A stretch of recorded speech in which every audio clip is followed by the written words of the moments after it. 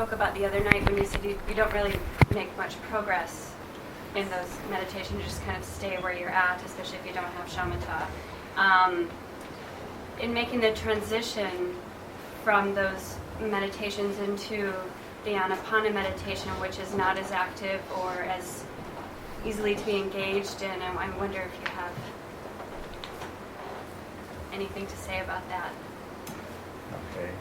Is that a question that needs to be repeated? I don't think I could repeat it. Yeah. Okay, let me see if I can repeat the question. You are used to doing kinds of meditations that involve an activity on your part, of repeating a mantra or of doing a visualization. Correct. And I think the last part of what you said has to do with how to remain engaged if you're not active. Right, so if I want to, make a switch from doing those meditations to doing the Anapana meditation, and I would feel maybe more dull in the Anapana because it's sort of less going on. That's how I feel. Yes, there is. I see why you feel that way. Yes, you're not as active. And one of the things that we were going to talk about tonight is dullness.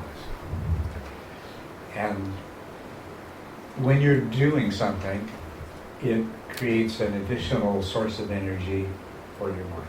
Mm-hmm. Now, in this meditation, there is a kind of activity going on, but it's a different kind. It's very much a mental activity, and you'll get used to the fact that this kind of mental activity actually requires a lot of energy, and you'll learn to raise a lot of energy in order to do it. But there's this tendency to dullness that must be overcome first. And that's really what this is about. The activity, you see, even the activity of repeating a mantra is one that can become automatic after a while. And really the only reason that a visualization can serve as an effective samatha object is that eventually the mind becomes so thoroughly trained in generating that image that it's as though it happens by automatically as well. It's as if it were like the breath and were happening by itself.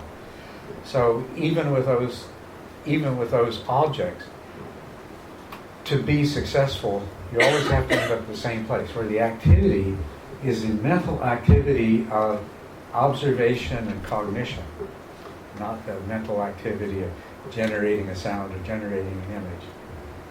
And so, in a sense, with using the breath, which is completely automatic, you're sort of jumping ahead to that point where you no longer need to be involved in the generation of the object. The object provides itself. Okay? But we'll talk about the dullness part of it. And before we do, though, are there other questions? Yeah. Yes, I apologize. I came in late from the walk because I got into it. Yeah. And you may have addressed this already, but when you're doing, it was my first walking meditation. Does it mean, and the peripheral beauty of nature becomes central at times, so I stop walking and look, I listen. Is that part of it? Actually, that is part of it. And that's the reason that walking outside is very powerful. Because you experience the beauty of nature and the world and what it means to be in one of these bodies and be alive. And when you're doing walking meditation, you're going to be aware of there are things that are going to attract your attention. And one of the things that you might like to do is just remember that this process of training your mind means that what you're attending to is what you have intentionally chosen. So when you're doing a walking meditation and you hear the sound of a bird and it's beautiful, You can stop right in mid-stride. Focus your full attention on the sound. Or something catches your eye, or it's just some other sensation, something like that. You can just stop, shift your attention from the walking to whatever that is, and just absorb it. And then when you'll have that point where you're satisfied, and go back to the walking. But one of the outcomes of walking meditation that you want to experience is a sense of joy, of experiencing the beauty of the world. And I said that the first thing you do in walking meditation, as in sitting meditation, is to come fully into the present, to experience the present moment. But you could substitute for the word present, pleasant. Experience the pleasant moment. Because the present moment is extremely rich and diverse.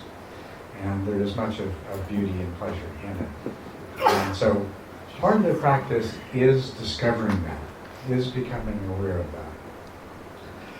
As a matter of fact, in any moment, the reality that you are in any moment is one that has been selected out of a huge number of potential realities.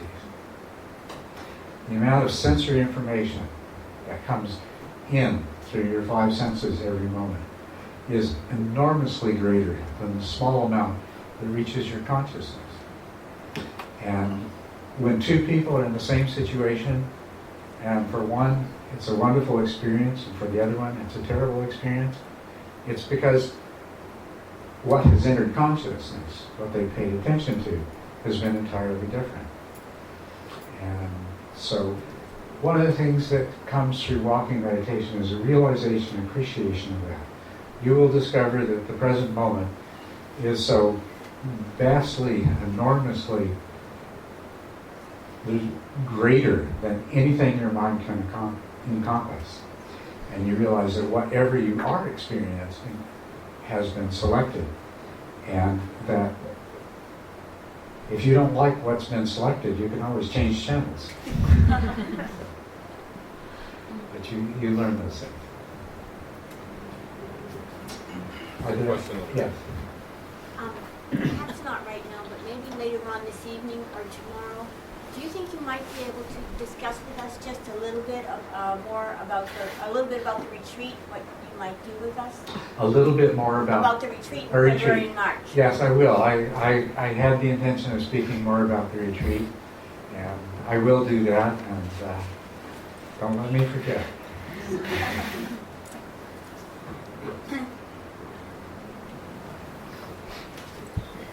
Yes. In the winter, I live in southern Arizona, and so I walk very early in the morning with my dog, and I visit horses, because I love the way they smell and come over to me. Is there a certain mantra that you should have when you're walking? A mantra? No. The walking can be its own mantra. Last night you kindly gave us the Sanskrit equivalent of some of the Pali terms, and there were two terms I couldn't remember that you had said, and it was in reference to directed and sustained attention, so it was Vitakka and Vakara. Yeah, Vitakka and Vichara. Yes, and they're very similar. The Sanskrit's Vitarka, and I think the Vichara is the same.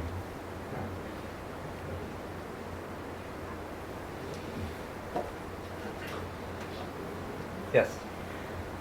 More on the question on the breath.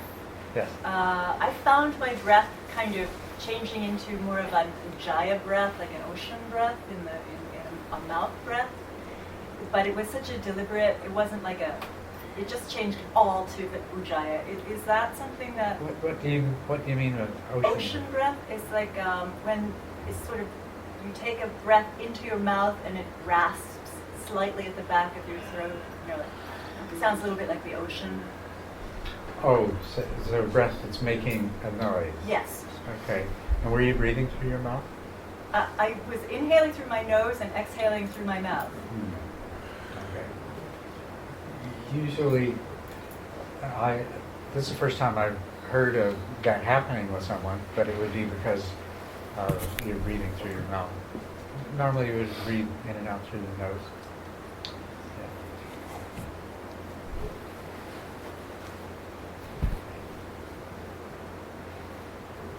Yeah. Anything else?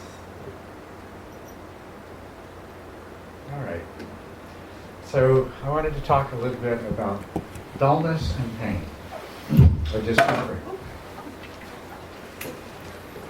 And let's address dullness first.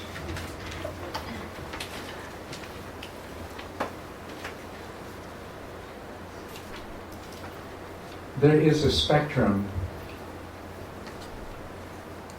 that corresponds to the energy level of the mind. And at one end of the spectrum of maximum dullness is where you're in deep sleep or coma. The other end of that spectrum is a place that some of you may have experienced at one time or another. It often happens in a life-threatening situation where your mind just shifts into high gear. You are aware of every detail of everything that's unfolding around you. It's usually accompanied by a sense of being somehow removed and outside of the situation.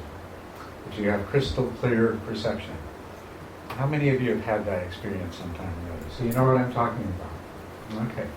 So that's the two ends of the spectrum of dullness. Zero dullness and maximum dullness. We live most of our lives somewhere in the middle. Probably most of us somewhere in the lower half. By comparison with what we're capable of. And those experiences show you what your mind is capable of.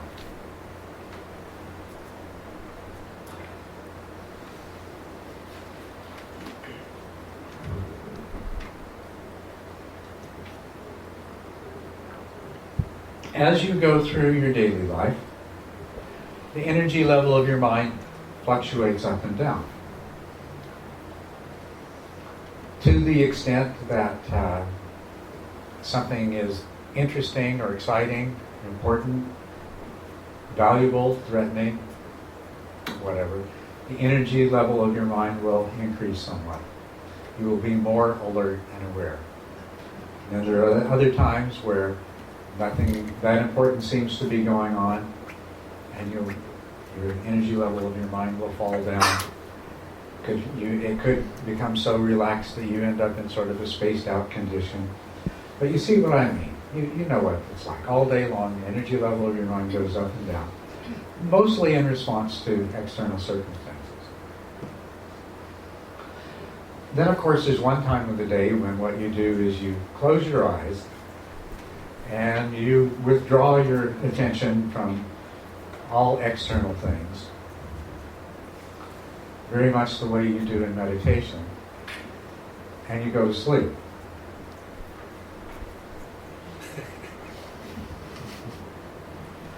Sometimes that happens in meditation. And you can see why. It's so similar. You see, what stimulates your mind and what activates your brain normally is this constant influx of sensory information. And then that information gets processed, evaluated in terms of its importance and whether you need to do anything about it or not. And this is the activity that keeps your brain turned on and active, and it keeps your mind energized to whatever level it is. And as I say, it fluctuates up and down. When we sit down to meditate, you're removing most external sources of stimulation. And so the energy level of the mind begins to fall. Not only that, but it's very similar to what you do every day on purpose when you're planning to go to sleep. And so your mind's also habituated, trained, if you will. You've trained your mind to go to sleep when you do that. And so this is one of the things that you're going to be inevitably dealing with in meditation. Usually shows up in the third stage, where you don't see it coming, but you suddenly find yourself very drowsy. Sometimes you fall asleep and you wake up, the famous Zen lurch. You've actually fallen asleep, and as your body sags, stretches the muscles, and the reflexes jerk you awake. So it's something that you will have to deal with. And we call that strong dullness. Leads to drowsiness.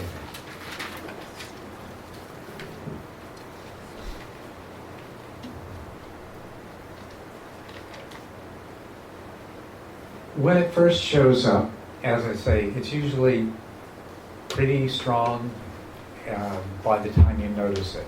You may have already fallen asleep, and then you jerked awake. And then after that, you may be aware of a drowsiness. And you may be aware of the sensation of sinking into dullness and sleepiness. That is preceded by a subtler form of dullness. If this is the level that your mind's at when you're not meditating and you're just doing things in the world, you begin to meditate and it slowly sinks down to a lower energy level. And you're usually not aware of that. And you're not particularly trained to recognize that. And so the dullness will get stronger and stronger until finally it reaches a point where it's obvious in the form of drowsiness and sleepiness. And that, as I say, that happens in stage 3. So when that happens, you have to start dealing with dullness. And as a part of your meditation, you're going to have to deal with dullness until you overcome it completely. First, in stage 3, you just overcome the really strongest form of sleepiness and drowsiness. In stage 4, you have to overcome every form of strong dullness. And then in stage 5, you overcome the subtle dullness. By the time you finish with stage 5, you've trained your mind not to go into dullness.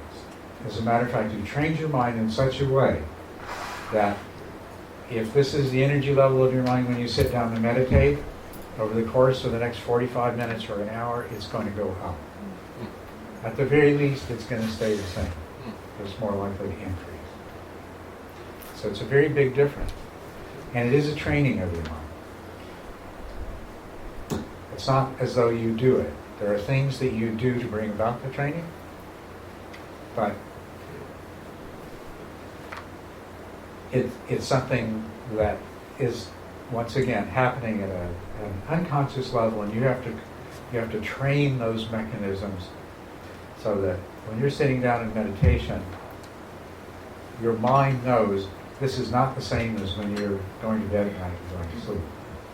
It doesn't do the same thing. Now, the way that you train the mind not to go into dullness is you need to catch it every time it starts to happen. It's just like training kids or dogs.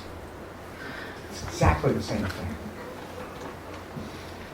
You have to catch it when it's doing what it's not supposed to. And then you have to correct it firmly, completely. You can't train a child, you can't train a pet if you only use half measures. They just don't get the message. And the same thing's true with training your mind and training your mind not to go into dullness. As soon as you become aware that dullness is present, you have to use an antidote that is strong enough to bring you out of it completely. Completely. If you don't bring yourself out of it completely, your training is not going to be effective. How do you tell that you've brought yourself completely out of dullness? That you return to a state of alert wakefulness that lasts about 3 to 5 minutes. If you start to go into dullness again sooner than that, it means you didn't rouse yourself completely. And as a matter of fact, there's a name for that state where you rouse yourself, but then in a short period of time, you back down. It's called sinking. Okay? So you have to recognize sinking, and you have to realize that unless you've energized your mind enough that the sinking doesn't happen for several minutes, then you're not taking advantage of this wonderful opportunity that's arisen.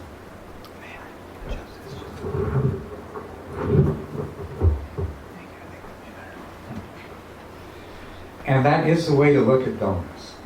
Because otherwise, when you're experiencing dullness, you're going to think of it as a terrible meditation experience. Because it's actually, I know you know this, it's actually painful when you pull yourself out of dullness, right? It's unpleasant. And some part of you just wants to go. And bringing yourself out hurts. And of course, by all of the standards that you would judge your meditation, this is not good. I keep falling asleep. So it can lead to frustration, disappointment, all kinds of negative thoughts. But instead of that, whenever you experience dullness, I want you to think of it as a gift, an opportunity. Because in this process, you are going to overcome dullness completely. The only way that you're going to overcome dullness is by training yourself in the proper way whenever it's available. So when dullness is there, it's, oh good, I've been waiting for a chance to work with it. Okay? Try to think of it that way. So you want to rouse yourself enough so that you're going to stay bright and alert for 3 to 5 minutes. And do you want to know the physiology of that? Yeah. Okay. You see, there's two parts of your brain that are interacting, energizing each other. There's the cerebral cortex, the surface of your brain, where all kinds of fun activity takes place. And then in your brainstem is what's called the reticular activating system. And the reticular activating system has these fibers that go up to the cortex and stimulate it so that you're awake.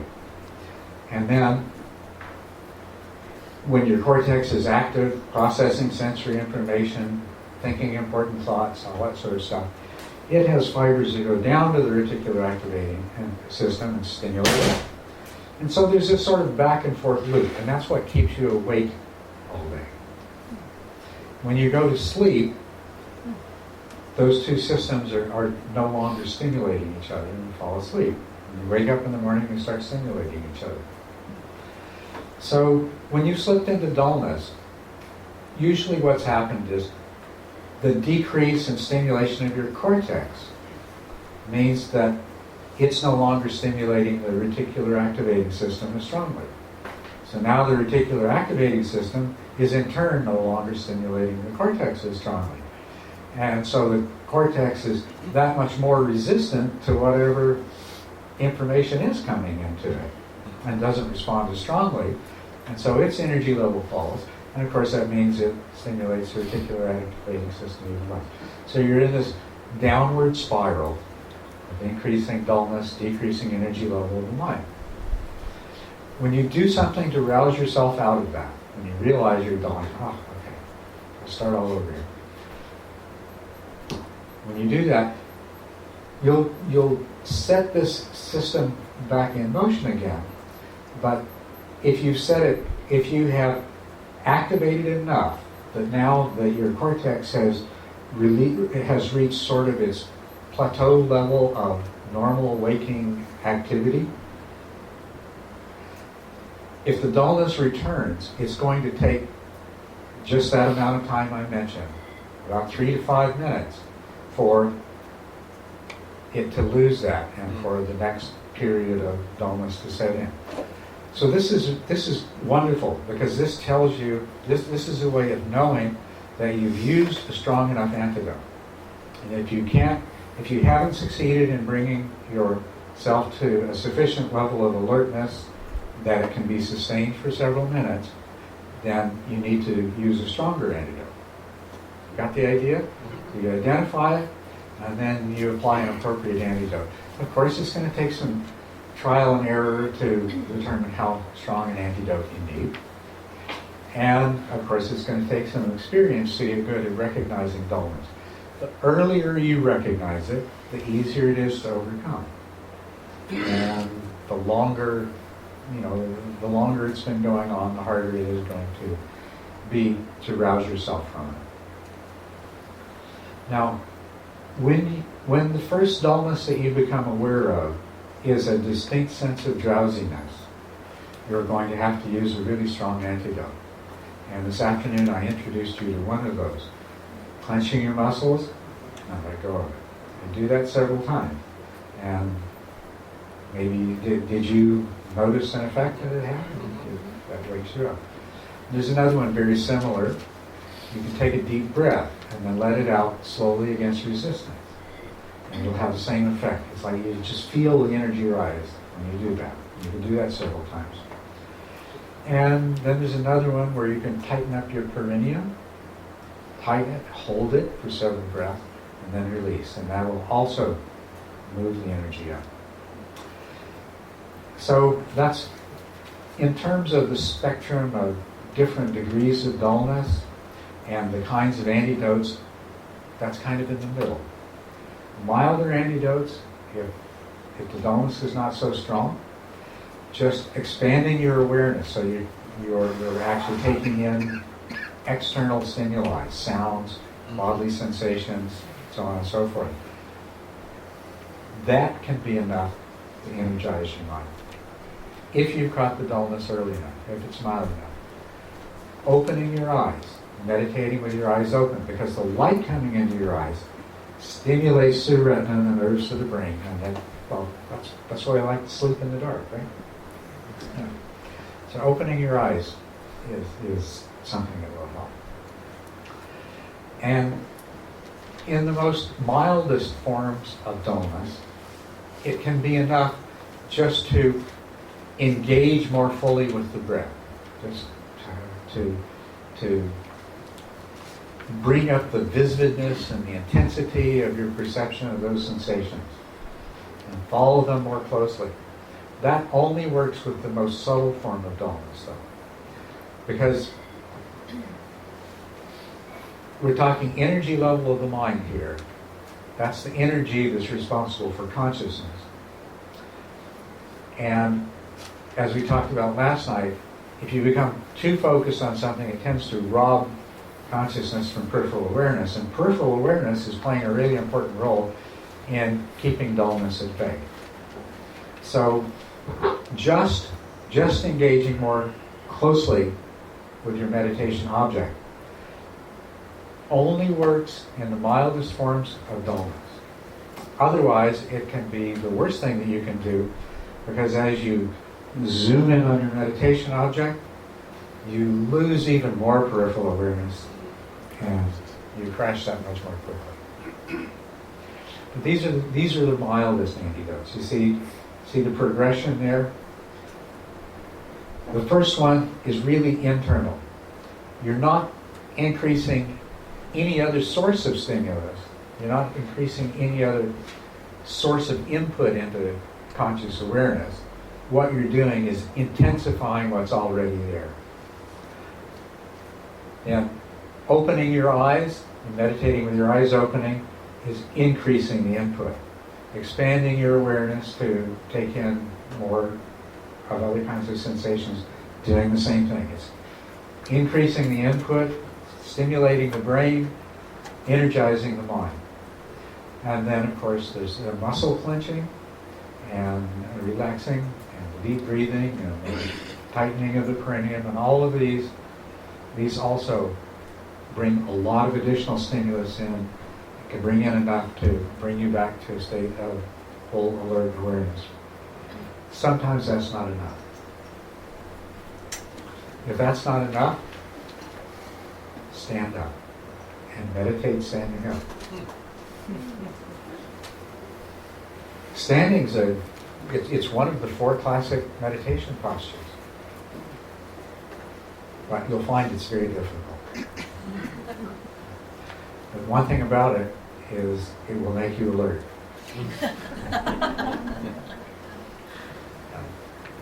So, if you need to, go ahead. In a group setting, you have to be very, very careful doing this, and hopefully it'll be a situation where there's enough space between you and whoever's sitting next to you that if you stand up very quietly, you won't disturb anybody else. But this is a powerful thing to do. Stand up, meditate for a few minutes standing up. You'll know you're completely awake, you're completely aware, and then you can sit down again.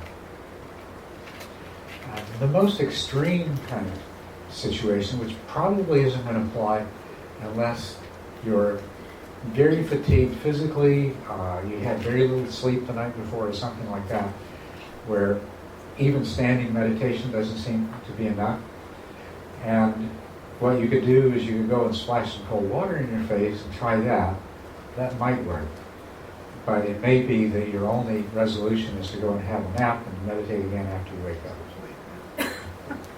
So that's the spectrum of possibilities that you can use in response to the Dhamma. Now let me tell you what's going to happen after you've applied a sufficiently strong antidote.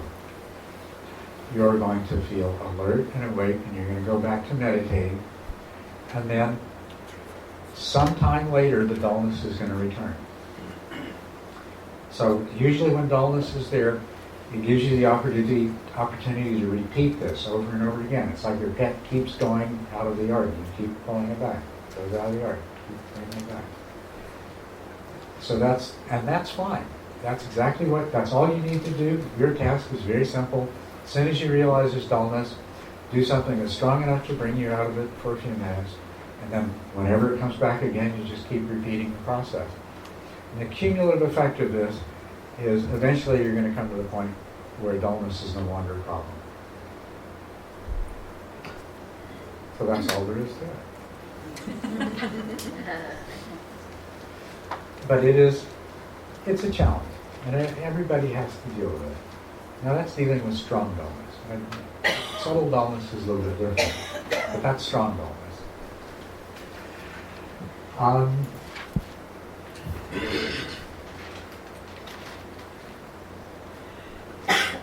Seems like there's something else I was going to say, but I don't remember what it was right now. So let me just put this in the context of the stages of samatha. So when you're in stage 3 and you're dealing with really strong sleepiness, drowsiness, do whatever you can to bring yourself out of it. And don't worry about it. It's something that comes, and it's more than anything else at that stage, the mind's conditioned response to withdrawing attention from external stimuli, closing your eyes, becoming very quiet and silent. And you'll find that if you do, as I said, several times, there will be a last time in which you rouse yourself and it won't come back. And the other thing that you'll notice, if you're paying attention to your own mind in this process, it feels different that time. There's a different feeling. Have any of you experienced this and know what I'm talking about? You've been dealing with dullness and you keep bringing yourself out of it. And then there's that last time, and it's a different feeling. You've reached a new energy level. No, nobody's experienced that? You've experienced that. Okay. That is something to take note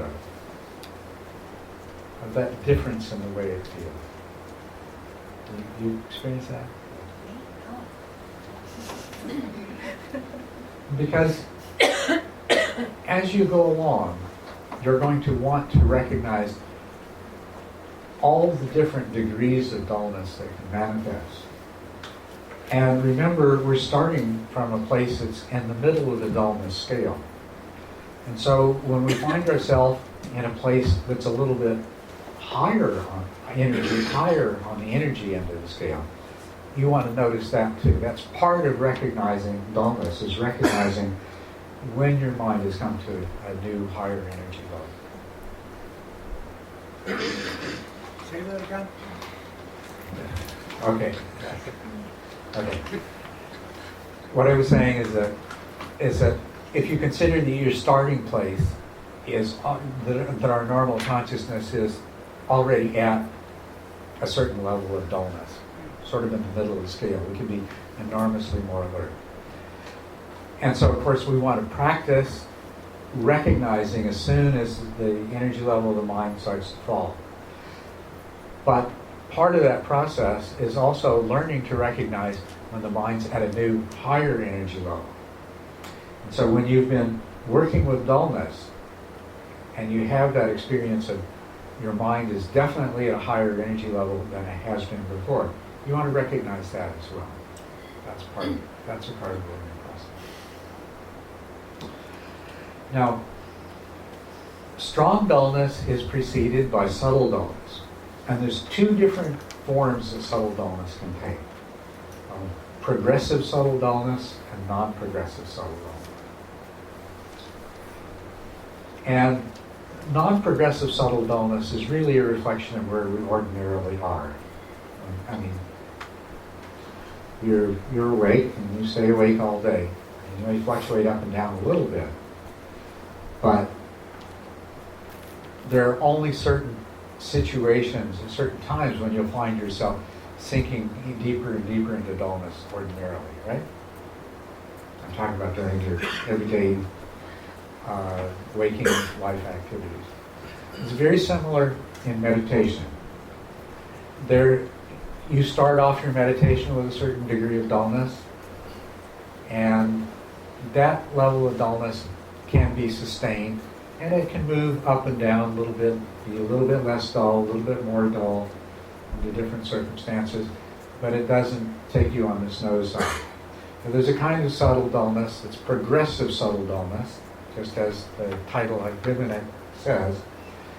It's going to get stronger and stronger until you're experiencing drowsiness, falling asleep, and so forth. So when you get to stage 4, your focus, in stage 3, you've learned to pull yourself out of the really strong dullness, out of the sleepiness, the drowsiness. But now in stage 4, you want to catch the dullness as soon as it begins to strengthen.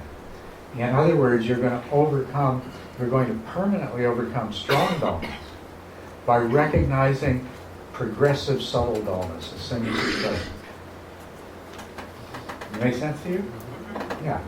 As soon as that progressive dullness is detected, then you make the correction, and you repeat that as often as necessary, so that your mind is trained that it just doesn't do that anymore.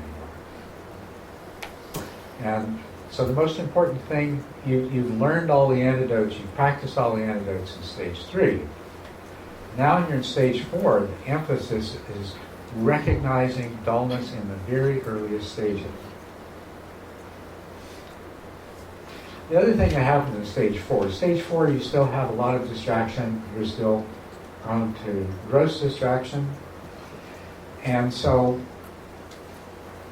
if you energize the mind too much, if you overdo it, you're going to find yourself in a state of agitation, which basically, what does that mean? That means here I was meditating, attention on the meditation object, and there was a modest number of subtle distractions in the background that I had to be aware of to keep from becoming gross distractions. You agitate the mind too much, and now you're being overwhelmed by a deluge of subtle distractions, and sooner or later, usually sooner, one of them's going to catch you sufficiently off guard. It becomes a gross distraction. So one of the things that happens in this 4th stage is you're trying to recognize progressive subtle dullness whenever it's present. You're trying to recognize whenever a subtle distraction is becoming a gross distraction. And those two are a balancing act.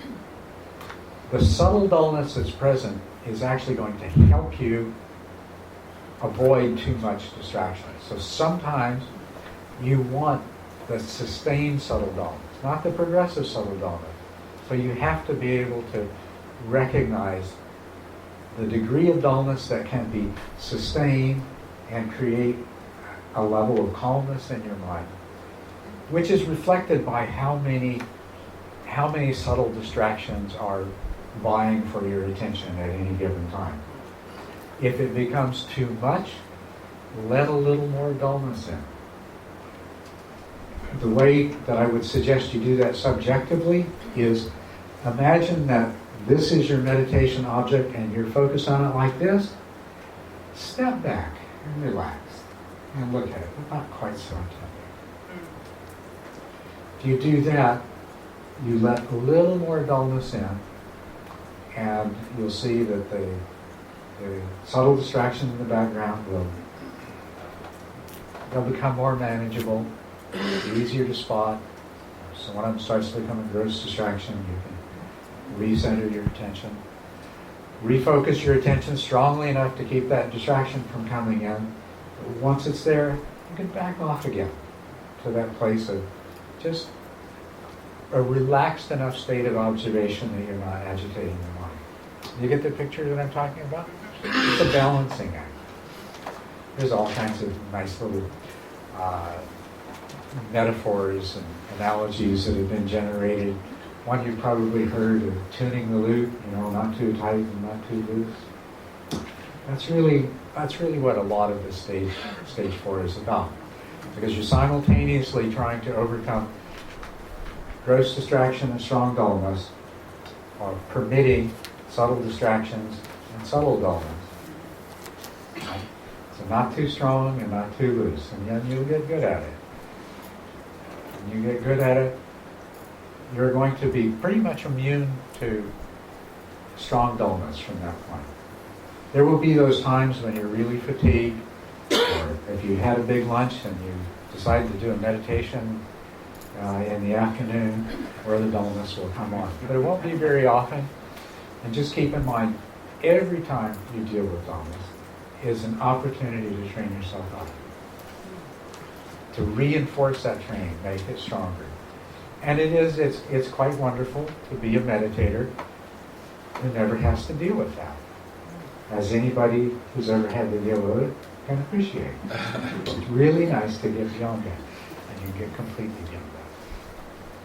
Yes? So, when you train yourself, when you train your mind to be out of dullness or agitation, that's something that you have to continually maintain, right? It's not like you can say, oh, well, I'm there now, so I don't need to meditate anymore. Or like you miss a week of meditation, or, you can easily fly back to the lower steps, Yes. right? Yeah. What you're going to find is things are going to happen in your life that set you back.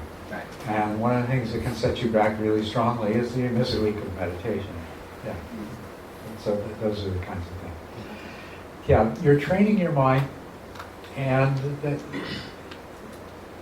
as you go along, the training will become stronger and stronger.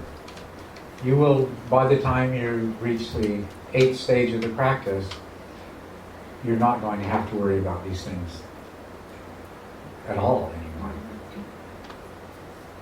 But say when you're at the 6th stage of the practice, you can still find yourself slipping back to stage 4 with strong dullness coming in and gross distractions coming in, depending on the state of your mind when you sit down and meditate.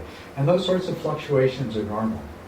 As you go along, I'd say typically expect yourself to find yourself moving back and forth over several stages, continuing to make progress, but a step forward, step back, and going back and forth like that.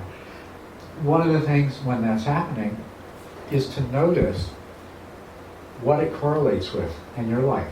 Some things are going to be very obvious, but there are things that you're going to find that it correlates with that maybe aren't initially so obvious. Things that you do, things that you eat, ways that you play, all kinds of things like that are going to affect the quality of your meditation. And of course, that means when you know which things affect your meditation, you're going to have to decide what their priority is as compared to the quality of your meditation. Right? But it's not a thing where you should say, oh, anything that interferes with my meditation, I better not do that anymore. That's not a good approach. Absolutely is not. Because any of the problems in meditation, when you deal with them, you're moving a step closer to being totally immune to it. Now, that doesn't mean you should deliberately do the things that make your meditation better either. But you see what I mean. If I've known people who, they only meditate in a soundproof, light-proof cubicle. Right? And they're not treating themselves fairly when they do that. The same thing with your life. Yes, there are things in your life that are going to impact your meditation. And some of them are things you may well do better without. But there are some of the things that you might want to keep in your life. It's not a problem. You can deal with the impact that they have on your meditation. Okay? Any questions about dullness? We didn't talk about subtle dullness. I'm leaving that for a moment. So, any questions about strong dullness? What to do about it? Okay. Let's see what time it is.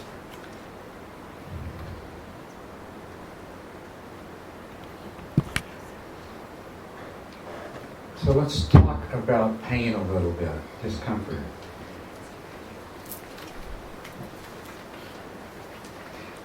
It's the nature of the human body that when it is still for very long, it tends to be discomfort. And so when you're sitting in meditation, you can expect a certain amount of discomfort to develop. First of all, I would recommend that you find a meditation posture or way of sitting. Use straps, cushions, whatever, that minimize this. And especially if you have any sort of physical problem, you've got an injured knee or hip or arthritis or something like that, be kind to yourself. Your body is going to provide, your body and your mind, I should say both, are going to provide more than enough pain. So, if there's any that you can readily dispense with through the choice of how you sit and the aids you use, do that by all means. Because it's about training your mind, and as I say, there's going to be enough discomfort to deal with anyway. It's not going to be a shortage. But what's left is very important, and it's very valuable. In the third stage, you will definitely be experiencing the pain that comes from sitting still. And when that happens, do your best not to move. So long as you can keep your attention on the meditation object and ignore the pain. By that I mean, let it be in the background. Keep your focus. It's there in the background. You know it's there. It may be a really strong distraction, but it's still a subtle distraction. It hasn't displaced the meditation object. So long as you can do that, do that. At some point, you will find that pain is drawing your attention too strongly. You cannot keep your attention focused on the meditation object. It just keeps going towards that pain. At that point, take the pain as a meditation object. Forget the breath. Take the pain as a meditation object. There's a very fundamental principle here. It applies to a lot of other things along the way in the meditation practice. We're training the mind. We're training the mind so that where attention rests is where conscious intention has determined that it should. So, when your attention insists on going someplace in particular, whether it's a pain in your knee or a jackhammer outside the window, you finesse the situation. You say, okay, I'll choose to meditate on the pain in the knee, or I'll choose to meditate on the jackhammer outside the window. And you continue your practice on that basis. Okay? So that's what you do with, that's how you deal with the pain when a pain or discomfort. I say pain, but it includes other things. Sometimes you can have an itchy nose. This itch right here on the side of your nose, you're not supposed to move. There's no way I can pay attention to anything else in this. I meditate on the itch. Okay, so you focus your attention on the discomfort and see what happens.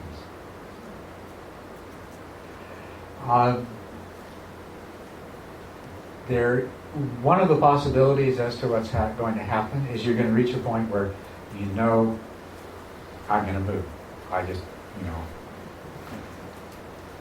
waited as long as I can, but I know I'm going to move. When you do that, your movement should be completely deliberate. Decide exactly what you're going to do. For example, if this knee is hurting, you say, okay, I'm going to shift my foot to the outside of the other leg. Do this kind of thing. You decide exactly what you're going to do, the order of the movement, and when you're going to start. So you say to yourself, for example, okay, at the end of the next out breath, I'm going to begin the movement and I'm going to move my leg. Take the pressure off my knee. And then do it mindfully. Focus your attention fully on the part of the body that you're moving and move it. Complete the movement and then go back to your meditation. If it was an itch on your nose, then you decide when you're going to move your hand. You're going to be totally aware as you move your hand, totally aware as you touch the place on your skin, totally aware as you scratch the itch, totally aware that, okay, the itch is gone, totally aware as you put your hand back wherever you had it before, and go back to the meditation. So that's the sequence of events in dealing with pain. Ignore it as long as you can. When you can't ignore it, take it as the object. Take it as the object without moving until you absolutely have to move, and then make your movements completely deliberate and mindful. Now, as to some of the other things that can happen when you take the pain and discomfort as a meditation object, well, there's two main categories of things. One is you achieve a tremendous insight into the nature of suffering, and the other is that the sensation ceases to bother you or goes away entirely. That's the two general categories of things. When the pain that you deal with in stage 3, I said, is almost certainly due to sitting still. The physical discomfort you deal with in stage 4 may be due to that, but it's also very often pain that's generated by your mind. It has nothing to do with what's happening in your life. So sometimes you'll direct your attention to the pain and you'll focus on it and it'll just disappear. It'll show up somewhere else a little bit later. It's one of the games that your mind can play when it says, I'm tired of this. So it's one of the things that will happen. Sometimes your mind takes an actual sensation that's there and it magnifies it. So sometimes when you focus your attention on an unpleasant sensation, you'll see through that and you'll realize that, oh, okay, this is just, there's a burning sensation where my ankle is against the mat with the weight of my leg on top of it. But hey, that's not really anything that I need to do. It's not that painful. And so you just go back to your meditation. And you've seen through the mind's attempt to magnify something that's already there and make it into a strong distraction. But some of these pains, and it could even be one like I just described, that has a real component to it. But sometimes what's going to happen is you're going to focus your attention on the pain, and you're going to discover the nature of suffering. Let me back up a little bit. When you first focus your attention on a painful sensation, what's going to tend to happen is it's going to get worse. I'll tell you why it's going to tend to get worse. It's because you automatically identify with the pain. It's my pain. I hurt. That's the process that's taking place in your mind. So there's a very important thing that you have to learn to do when you take pain as an object, is to get into an objective relationship with the pain. You have to become the detached observer, investigator of the pain. And the way you do that, you focus your attention on the pain, maybe a pain in your knee. Put your attention there and find the answers to a series of questions. How big is it? Is it getting bigger? Is it getting smaller? Or is it alternately getting bigger and smaller?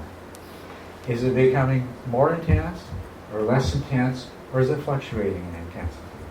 What is the quality of it? Is it burning, aching, sharp, so on and so forth? Is it moving? How is it changing? So you become a naturalist of pain, cataloging for yourself the behavior of this particular specimen. This puts you into a very different relationship to the pain than what you normally enter into. It takes a little bit of practice, but you know right away when you've succeeded in doing that. Because in the moment that you cease identifying with it, it's immediately easier to deal with. When you enter into an objective relationship of being the observer of the pain rather than I am the pain, okay, I can do this. Whereas a moment before it was, I don't think I can do this. This guy doesn't know what he's talking about. But then okay, I think I can do this. So you investigate the pain. And you're in this objective relationship with it. As you go deeper into it, some of the questions that you can ask yourself, is this one sensation or is this many? And you can dissect it in your mind. And you'll see what it's actually made up of. And then you go a little deeper and you ask yourself, well, of these sensations, what's the one that I'm calling painful? You're going, at some point in this process, you're going to realize that it's not bothering you anywhere near as much as it was before. Sometimes what happens, as I say, sometimes it just evaporates and disappears. Sometimes it just becomes, it's just another sensation. It's no big deal. It's nothing that can keep me from returning to my meditation. And sometimes it's still unpleasant. But this is where the really important discovery comes in. My friend Shinzen Young has a mathematical equation for this. That suffering equals pain times resistance. And when you can recognize that, when you can see that, okay, there's a sensation there. Yeah, it's not pleasant. It's pain. Okay. I'm resisting it. Okay? So if there's 10 units of pain and you apply 10 units of resistance, you got 100 units of suffering. If you got 10 units of pain and only 1 unit of resistance, you've only got the 10 units of suffering corresponding to the 10 units of pain. But the most amazing thing is if you have 0 resistance, there's no suffering. It's just what it is. And that's a tremendous insight. That's an insight that will carry over to your understanding of everything. It is an insight that the Buddha taught in the very first sutra, The Turning of the Wheel, when he presented the Four Noble Truths. He didn't present it as we often present it, as this is the truth of suffering, and this is the truth of the cause of suffering, and this is the truth of the end of suffering, yada, yada, yada. When he presented that, he said, I'm going to tell you something that you have never heard before from anybody. I'm going to tell you something that's brand new and different. Now, if somebody said that and then said, life is full of suffering, that's new. Desire is the cause of suffering. Yeah, that's supposed to blow my mind? No, what he taught in that first sutra is that it's basically what we're talking about here. The cause of pain, the cause of suffering, the cause of all of our suffering is the craving. What is craving? It's wanting something to be different than the way it is. Is that not the essence of it? And in his instruction, he was teaching this not so much as a set of facts, but as a method. He said, when there is craving present, let go of the craving. And even if it's only for an instant, the suffering disappears with it. And when that happens, you will realize the truth of the cause of suffering, which then leads to the third truth, which is the permanent cessation of suffering, is the permanent cessation of craving. But you only learn that by experiencing that when you can let go of craving for even a moment, that the suffering goes as well. And that's the truth that you have to learn first. But that's exactly, it is this most wonderful and profound insight that the pain you experience in meditation will teach you if you let it. If you, and you probably won't get it the first time or the 10th, but you'll get it eventually. If whenever pain presents itself as an opportunity, and you remember that there's two things going on here. There is a physical sensation, and there is my mind's reaction to it. And that the two are different. The Buddha taught this in another sutra, where he referred to it as two arrows. He said the worldling, when afflicted by a pain, is afflicted by mental suffering as well, as though he had been shot with two arrows. When an Aryan is afflicted by a physical pain, there is no need to suffer as a result of it. And so it's as though there were only one arrow instead of two. So don't regard pain as this horrible nuisance little problem that comes along. It's a wonderful teacher. But the nice thing about it is that when you learn to deal with pain in this way, in meditation, you keep practicing in that way, you'll be able to deal with all kinds of pain in your life that way. And there is a stage you come to in meditation where there is no pain. There is no discomfort. It usually happens beginning about the 7th stage, definitely by the 8th stage, where you're sitting there and your body feels absolutely deliciously delightful. It feels really good.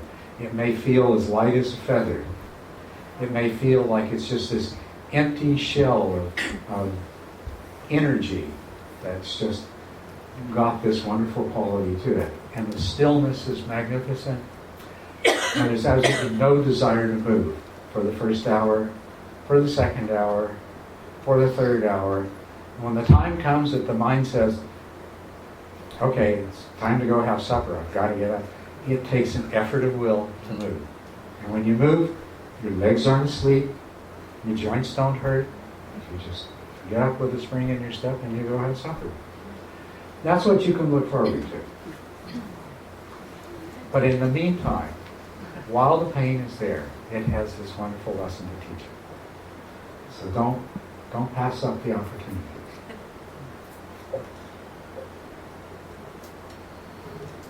So I've gone over time.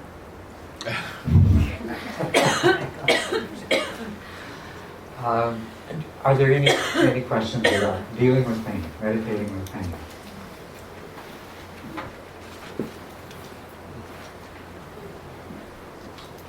If there aren't, then what we'll do is we'll take a break before we meditate.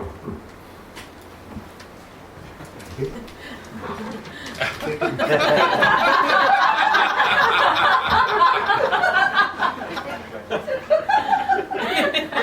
So, I think our earlier experience suggested that it takes about 15 minutes for everybody to use the washrooms. So we're going to take a 15-minute break, and then we're going to come back and meditate Are together. you taking general questions after meditation or now? After the meditation, we're going to have a question and answer session. Okay. Okay? Thank you very much.